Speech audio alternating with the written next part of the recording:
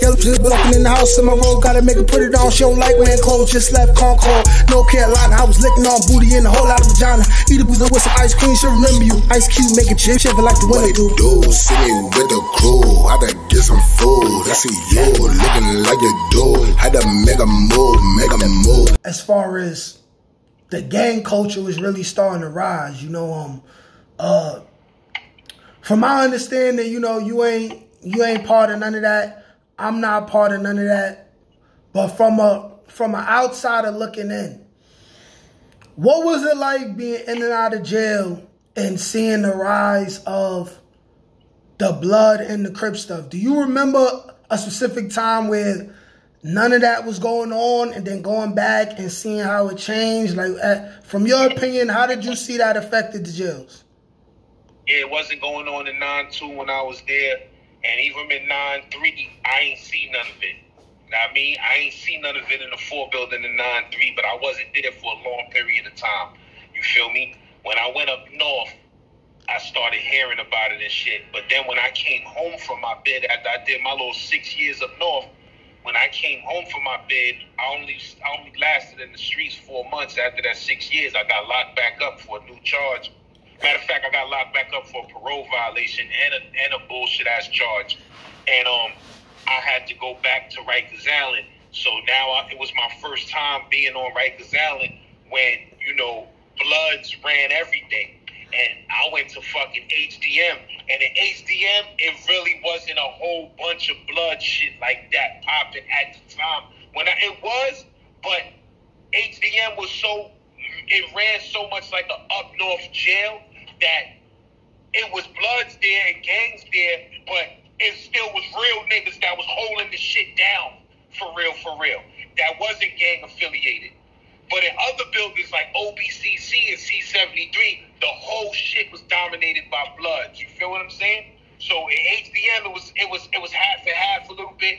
But then when the riot popped off between the Bloods and the Dominican niggas or whatever in 5 Block in HDM in like 99, and they closed HDM down like early 2000, late 99.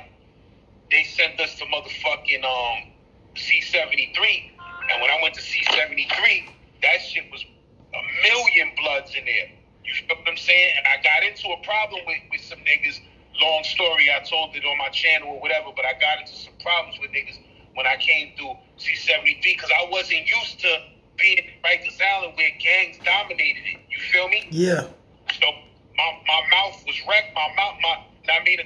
The way I was motherfucking responding if a nigga asked me any questions was real crazy. You feel me? So, and I ain't care what a nigga was down with. Not that I don't respect nigga shit, but I'm just not gonna be bullied. You feel what I'm saying? Yeah. So, basically, then I went home. You feel me? That beef got squashed. Know what I mean? The main nigga who I had beef with, we was grown enough to squash the beef for somebody to get fucking killed. You feel what I'm saying? And then, I went home again and came back to the island again, and then I went to OBCC, and that shit was next level. Bloods ran the whole jail. Bloods was police. You feel what I'm saying? So that shit was different. And then I ended up I was the only non-blood nigga that was getting on the blood phone up in OBCC on the dorm side. You feel me? So I had a real funny, complicated trip, but I'm not into no gangs. But, you know, I got a lot of mans that isn't. Of course, we all do. Yep. You feel me? So, you get affiliations from fucking with niggas or whatever. But, you know what I mean? When a nigga is too overly ganged out, I tell a nigga, like, I can't be around that because I'm not trying to get caught up in nobody else's organization's drama. Like, if it ain't my drama, you feel me? I'm not getting shot and killed or going to jail for another nigga drama. That another organization's drama, and it ain't my drama. I can't do stupid shit like that. Feel me? So if a nigga is too knee deep in that shit, I fall back from nigga, my nigga. Not that ain't no love lost, but you know, I can't get caught up into that. Hell you feel me? Man. But yeah, man. But Rikers Island was a different place when I came, and it was gang the fuck out. And it was crazy. I was surprised at a lot of the shit that I saw and heard. I couldn't believe it. You feel what I'm saying? But shit was crazy, bro, but it was real. But at the end of the day, when you a real motherfucker, you a real motherfucker, man. If you carry yourself a certain way and you move like a certain type of nigga, you gonna be all right no matter if it's 10,000 gangs in there and you by yourself. If you move right, you gonna be good, my nigga. If you move like a goofy, if you doing stupid shit and you being a clown in there, it ain't gonna be good for you. Facts. I mean? Facts. Alright.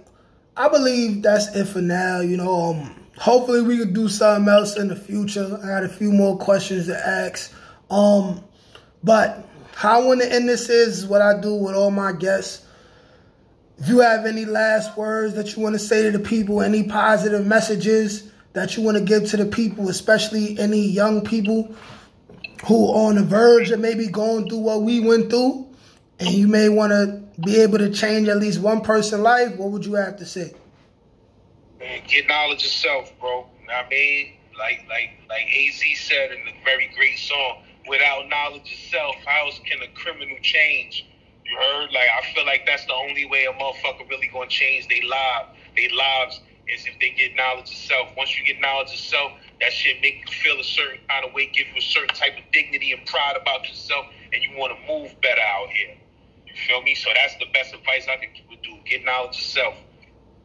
All right. Well, there y'all have it, man.